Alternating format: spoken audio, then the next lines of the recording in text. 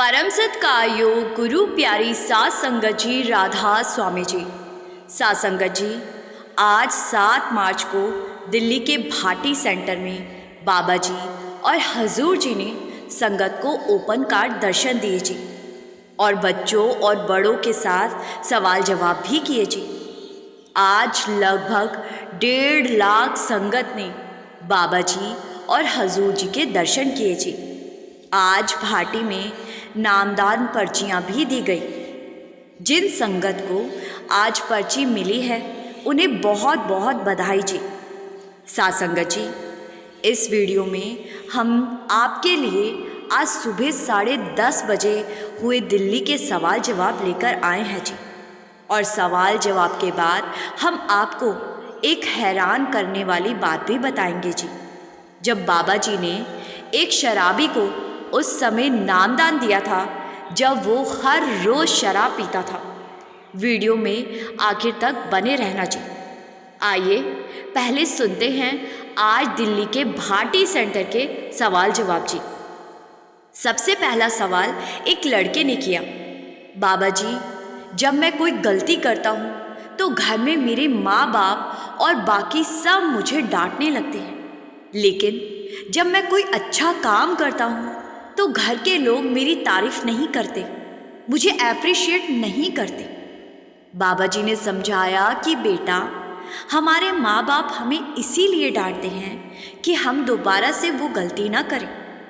इसीलिए आप उनकी बात का बुरा ना माना करें और आप उन्हें एक अच्छा उदाहरण बनकर दिखाएं। माँ बाप भले ही मुंह पर हमारी तारीफ ना करें, लेकिन उनके अंदर से बच्चों के लिए आशीर्वाद ही निकलता है। फिर इसी लड़के ने अगला सवाल किया, से बेहद प्यार बाबा जी, और मैं जब भी मैं कुछ काम नहीं देख पाता तो वो पता जब भी मुझे मौका मिलता है तो मैं जानवरों की मदद करता। लेकिन बाबा जी ने मेरे मन में एक सवाल है, हम जो क्या गाय का दूध हमें पीना चाहिए पूरी डेडिकेशन के साथ करना है। कुछ लोग कहते हैं हमें काम के नतीजे भी तो जानने की बजाय से मिलता है, काम पर अपना, इसीलिए उसको नहीं पीना चाहिए। अपना 100% दूध अशुद्ध होता है। आगे जो होगा बाबा जी ने समझाया कि बेटा, गाय को फिर आगे पूछते हैं। एक लड़के तो गाय का दूध अशुद्ध कैसे हो बाबा जी? और दूध एक ऐसी चीज है जिसको लेने के लिए हम किसी जानवर के साथ अत्याचार नहीं करते, हम तो जानवरों की सेवा करते हैं, इसीलिए दूध को आप पी सकते हो। फिर आगे एक लड़की ने बाबा जी से पूछा कि बाबा जी, मैं बहुत ज़्यादा ओवर थिंकिंग करती हूँ, कोई ज़रा सा भी कुछ बोल दे तो मुझे बुरा लग जाता है और मैं गहराई से उसी बात को सोचने लगती हूँ। आप मेरा मार्गदर्शन करें कि मैं क्या करूँ। बाबा जी ने इस लड़की को समझाया कि बेटा, ज़्यादा सोचने से जो होना है वो बदल तो नहीं जाएगा। जब हम किसी चीज़ को बहुत ज़्यादा सोचते हैं वो चीज़ हमारी चिंता बन जाती है और आगे चलकर हमें डिप्रेशन होने लगती है। बाबा जी ने इस लड़की को ये भी समझाया कि बेटा, जो होता है उसके हुक्म से होता है, इसीलिए हमें घबराना नहीं चाहिए, और अगर कोई हमें कुछ गलत बोल भी देता है तो हम गलत नहीं हो जाएंगे, इसीलिए आप ज़्यादा ना सोचा करें। फिर आगे एक लड़के ने बाबा जी से पूछा कि बाबा जी, कुछ ऐसे लोग जो मेरी मम्मी को पसंद नहीं हैं और मेरी मम्मी चाहती है कि मैं उन लोगों से बात ना करूं, तो क्या मुझे उन लोगों से बात करना बंद कर देना चाहिए?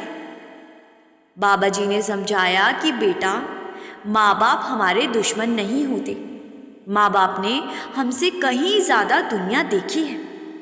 अगर आपकी मम्मी किसी से बात करने से मना करती है तो आपको अपनी मम्मी की सोच की कदर करनी चाहिए और उनसे बात नहीं करनी चाहिए। माँ बाप जो सलाह देते हैं वो हमारे भले के लिए ही देते हैं। फिर आगे एक लड़के ने बाबा जी से पूछा कि बाबा जी, अगर कोई सत्संगी परिवार है और अगर वो लोग डॉग पालते हैं तो क्या उन्हें डॉग को नॉनवेज देना चाहिए? बाबा जी ने समझाया कि बेटा, हमें जानवरों से प्यार करना चाहिए, लेकिन जानवरों को वही चीज़ देनी चाहिए जो हम खुद खाते हैं, यानी कि वेज फूड। आप डॉग को जैसे खाने की आदत शुरू से डालोगे वो वैसा ही बन जाएगा। डॉग वेज फूड भी बड़े शौक से खाते हैं। फिर आगे एक लड़के ने बाबा जी से कहा कि बाबा जी, मेरा पढ़ाई में बिल्कुल मन नहीं लगता। बाबा जी ने इस लड़के को समझाया कि बेटा, पढ़ाई तो बहुत ज़रूरी है। अगर आज मौज मेला कर लिया तो आगे चलकर दूसरों का मोहताज बनना पड़ेगा, और अगर आज पढ़ाई कर ली तो कल को अच्छी नौकरी मिल जाएगी और आप अपने पैरों पर खड़े हो जाओगे। आपके माँ बाप का नाम रोशन होगा। इसीलिए मन लगे या ना लगे, हमें पढ़ाई को जिम्मेदारी समझकर निभाना है। फिर आगे एक बीवी ने बाबा जी से पूछा कि बाबा जी, कभी कभी जब हम कोई अच्छा काम कर रहे होते हैं तो लोग हमारे उस काम में भी बुराइयां ढूंढ लेते हैं और बातें बनाने लगते हैं। बाबा जी ने समझाया कि बेटा, हमें दूसरों से क्या लेना, कल को हमें हिसाब मालिक को देना है, दूसरों को नहीं। अगर आप सही है तो फिर कोई कुछ भी बोलता रहे, हमें परवाह नहीं करनी चाहिए और अपने उस काम की ओर आगे बढ़ना चाहिए। दुनिया का तो काम है बोलना। अगर हम दुनिया के बोलने से घबरा कर अच्छे काम करने बंद कर देंगे तो हम अपना ही नुकसान करके बैठ जाएंगे। फिर आगे एक लड़की ने बाबा जी से पूछा कि बाबा जी, अगर कोई हमें धोखा दे देता है तो हमें उसके साथ क्या करना चाहिए? बाबा जी ने समझाया कि बेटा, हमें अपनी तरफ से किसी के साथ गलत नहीं करना। अगर हम भी उसके साथ वही काम कर देंगे तो फिर हमारे में और उसमें क्या फ़र्क रह जाएगा? हम भी जानबूझकर उस कर्म के हिस्सेदार बन जाएंगे। बाबा जी ने कहा, आज हम जो भी कर्म कर रहे हैं, एक एक कर्म का हिसाब हमें देना होगा। इसीलिए हमें अपने आप को बुरे कामों से बचाकर रखना चाहिए। कोई बुरा करे तो उसको करने दो, अपनी तरफ से किसी का बुरा नहीं करना। फिर आगे एक लड़के ने बाबा जी से पूछा कि बाबा जी, कभी कभी मैं किसी के बारे में बुरा सोचने लगता हूँ, तो क्या इससे भी मेरे कर्म बनेंगे? बाबा जी ने समझाया कि बेटा, सोचने से कर्म नहीं बनेंगे, लेकिन अगर हम किसी चीज़ को गहराई से सोचेंगे तो हम उस कर्म को करके बैठ जाएंगे और फिर हमें हिसाब देना पड़ेगा। इसीलिए समझाया जाता है कि किसी के बारे में गलत सोचना भी नहीं चाहिए। हम जब भी कोई काम करते हैं तो पहले उस काम को दिमाग में सोचते हैं और उसके बाद ही उस काम को एग्जीक्यूट करते हैं। बुरा सोचेंगे तो बुरा ही कर देंगे, अच्छा सोचेंगे तो अच्छा करेंगे। फिर आगे एक अंकल जी ने बाबा जी से पूछा, बाबा जी, अब मेरा शरीर बूढ़ा हो गया है, मेरा आपसे सवाल है कि क्या हमें बुढ़ापे में भी सेवा करनी चाहिए?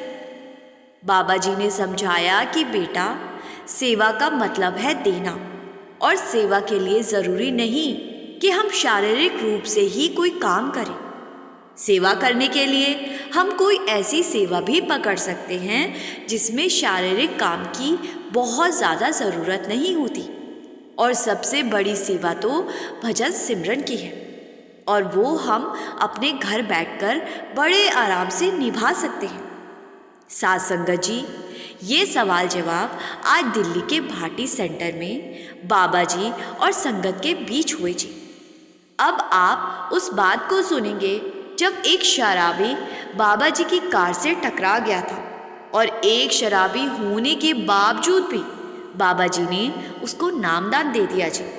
और ये कोई मामूली सा शराबी नहीं, बल्कि उस दौर का मशहूर डाकू गंगू था, जिसने पंजाब के फिरोजपुर में आतंक मचाया हुआ था। ये उन दिनों की बात है जब महाराज सावन सिंह जी गद्दी पर थे जी। उन दिनों में महाराज जी अक्सर अमृतसर जाकर सत्संग फरमाया करते थे। जिस दिन की ये घटना है, उस दिन भी महाराज जी अमृतसर जा रहे थे, और अमृतसर शहर के अंदर पहुंचने से 5 मिनट पहले ही एक शराबी महाराज जी की कार से टकरा गया और नीचे गिर गया। ये देखकर महाराज जी खुद गाड़ी से निकले और उस शराबी यानी कि गंगू डाकू को अपने हाथों से उठाया और उसका हालचाल पूछा कि कहीं उसको कोई चोट तो नहीं लगी। लेकिन गंगू डाकू बोलने की हालत में नहीं था। महाराज जी ने गंगू को एक साइड पे कर दिया और आगे अमृतसर की ओर बढ़ गए। जब कुछ देर के बाद गंगू डाकू को होश आया तो उसने अपने आप को सड़क के किनारे पर महफूज पाया। गंगू को हल्का हल्का याद था कि किसी सरदार जी ने उसको उठाकर साइड पर कर दिया था। गंगू ने अपने साथियों से पूछा कि भाई ये सरदार जी कौन थे? तो साथियों ने कहा कि ये राधा स्वामियों के भगवान थे। इनका डेरा यहाँ से कुछ दूरी पर है। ये सरदार जी कोई आम इंसान नहीं बल्कि रब है। गंगू डाकू ने हैरानी के साथ कहा कि रब ने खुद अपने हाथों से मुझे उठाकर साइड पर किया। आप मुझे इस रब के पास ले चलो। साध संगत जी, महाराज जी ने तो गंगू को इसीलिए उठाकर साइड पर किया था क्योंकि महाराज जी तो जानते ही थे कि ये मेरी रूह है और अब इसके बदलने का टाइम आ गया है। जब साथियों ने बताया कि ये सरदार जी अमृतसर में सत्संग फरमाने गए हैं तो गंगू डाकू सत्संग घर में पहुंच गया जी और वहां सत्संग हो जाने के बाद चुपके से महाराज जी के पास पहुंच गया और महाराज जी के पैरों में गिर गया जी और कहने लगा कि हे मेरे रब, मुझे बख्श दो। मैंने बहुत डाके डाले हैं, बहुत गलत काम किए, लेकिन अब मैं बदलना चाहता हूँ। महाराज जी ने कहा कि कोई बात नहीं, तुम डेरे आकर मुझे मिलना। गंगू से अब इंतज़ार कहाँ होना था। गंगू वहाँ से चला तो गया, लेकिन बाहर आकर गंगू ने देखा कि बहुत सारे लोग नामदान की लाइन में लगे हुए। गंगू भी नामदान की लाइन में लग गया जी। और जब गंगू की बारी आई तो महाराज जी ने पूछा कि गंगू, तू यहाँ क्या कर रहा है? तुझे तो मैंने डेरे बुलाया था। गंगू कहने लगा, हे मेरे रब, मुझे इतना ना तड़पाओ। डेरे जाने तक का अब मैं इंतज़ार नहीं कर सकता, मुझे यहीं पर बख्श दो। महाराज जी ने कहा, गंगू तू तो डाके मारता है, शराब पीता है और संत मत में इन दोनों चीज़ों की मनाही है। अगर परमार्थ में आना है तो ये काम तुझे छोड़ने पड़ेंगे। गंगू कहने लगा कि फिर मैं पेट पालने के लिए क्या करूँगा? मुझे तो कोई दूसरा काम भी नहीं आता। महाराज जी ने कहा, उस बात की तू चिंता मत कर, तू भूखा नहीं मरेगा। इसीलिए आज के बाद ना तूने चोरी करनी है और ना डाके डालने हैं और शराब भी छोड़नी होगी। गंगू कहने लगा, हे मेरे रब, डाके और चोरी आज और अभी से बंद, लेकिन शराब जब भी पीऊँगा तो आपके सामने नहीं आऊँगा। साध संगत जी, महाराज जी ने तो गंगू को बख्शना ही था। महाराज जी ने कहा कि ठीक है, मेरे पीछे से शराब पी लेना, लेकिन मेरे सामने कभी शराब नहीं पीनी। साध संगत जी, शराब पीने देने की इजाज़त महाराज जी ने इसीलिए दी थी क्योंकि इसके पीछे महाराज जी की बड़ी लीला छुपी हुई थी जी, जो अब आप सुनोगे जी। महाराज जी ने गंगू को नामदान दे दिया और गंगू महाराज जी का शुक्र करके अपने घर लौट गया जी। और शाम होते ही गंगू ने शराब की बोतल उठाई और जैसे ही पीने लगा तो सामने बड़े महाराज जी के दर्शन होने लगे। ये देखकर गंगू हैरान रह गया और सोचने लगा कि मैंने महाराज जी से वादा किया था कि आपके सामने शराब नहीं पीऊँगा। गंगू ने उसी टाइम शराब नहीं पी और अगले दिन जब शराब पीने लगा तो फिर से महाराज जी के दर्शन होने लगे। जब कई दिनों तक ऐसा ही चलता रहा तो गंगू ने शराब की बोतल तोड़ दी और अपने साथियों को छोड़कर अकेला ही जंगल में चला गया और वहाँ जाकर रहने लगा और भजन सिमरन करने लगा। कोई कुछ दे देता तो खा लेता, नहीं तो पेड़ों के पत्ते खाकर गुजारा कर लेता। गंगू ने अपने साथियों को भी सलाह दी कि बुरे काम छोड़कर भजन सिमरन कर लो, नामदान ले लो। लेकिन साध संगत जी, महाराज जी की रूह तो सिर्फ गंगू ही थी, तो बाकी के साथी भला इतनी आसानी से कैसे बदल जाते? गंगू ने अपने साथियों से बिल्कुल किनारा कर लिया और एकांत में जाकर रहने लगा जी। गंगू ने बहुत भजन सिमरन किया और एक दिन महाराज जी ने गंगू को दर्शन दिए और कहा कि गंगू, तेरा भजन सिमरन अब पूरा हो गया है, इसीलिए तू अपने आप को पुलिस के हवाले कर दे, जल्दी ही मैं तुझे लेने आऊँगा। गंगू ने सदगुरु का हुक्म माना और खुद ही पुलिस वालों के पास पहुँच गया और सारे जुल्म कबूल कर लिए। पुलिस वालों ने गंगू को जेल में डाल दिया, लेकिन गंगू ने क्योंकि अपने आप ही अपने सारे जुल्म कबूल कर लिए थे और खुद ही सरेंडर भी किया था, तो कोर्ट ने गंगू के साथ थोड़ी नरमी दिखाई और गंगू को फांसी की सज़ा ना देकर उम्र कैद की सज़ा दी। और जेल में जितने दिन गंगू रहा उतने दिन दूसरे कैदियों को परमार्थ का ज्ञान देता रहा। और एक रात गंगू जब सोया तो सुबह उठा ही नहीं जी। गंगू अपने सदगुरु बड़े महाराज जी के साथ अपने असल घर सचखंड पहुंच गया जी। साध संगत जी, जिस रूह पर गुरु की दया भरी दृष्टि पड़ जाए, फिर ऐसी रूह की सूली का शूल कैसे बन जाता है, ये हमने अभी सुना जी। अगर आज गंगू ने परमार्थ को ना अपनाया होता, खुद को गुरु के हवाले ना किया होता, तो गंगू पुलिस वालों की गोली से या फांसी से मारा जाता। लेकिन गंगू ने अपने गुरु के हर हुक्म को माना जी और महाराज जी बड़े आराम से गंगू को अपने साथ ले गए जी। लेकिन आज के टाइम में कोई विरला ही होगा जो बाबा जी के सभी हुक्म को मानता होगा जी। लेकिन बाबा जी से उम्मीद सारे लगाए बैठे हैं कि बाबा जी हमें यहाँ से हाथ पकड़ कर ले जाएंगे। साध संगत जी, अगर हम एक कदम आगे बढ़ेंगे तो बाबा जी हमारे लिए हमारी तरफ 10 कदम बढ़ने को तैयार है जी। लेकिन हमसे तो एक कदम भी आगे नहीं बढ़ा जाता।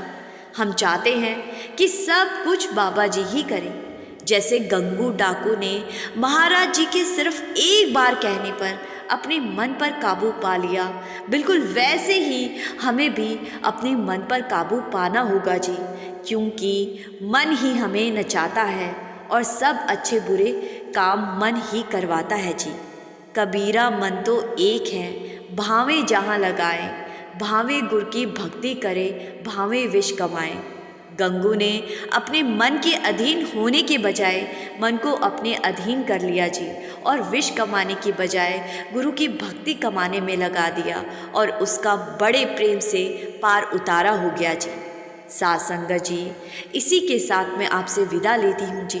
मेरी संगत जी से बेनती है कि वीडियो को लाइक करके शेयर ज़रूर कर दीजिए जी, जिससे कि वो संगत भी दिल्ली के सवाल जवाब सुन सके जी, जो अभी इस चैनल से नहीं जुड़ सकी है जी।